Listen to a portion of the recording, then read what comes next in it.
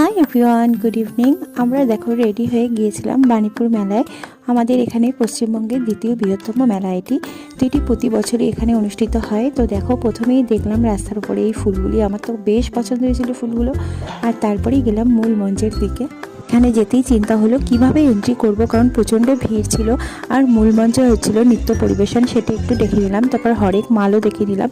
আর তোজো এই বলের রাইসটি চড়বে বলে খুবই বায়না ধরেছিল। তো এই বলের রাইসটি এবার দেখলাম নতুন এসছে মেলাতে।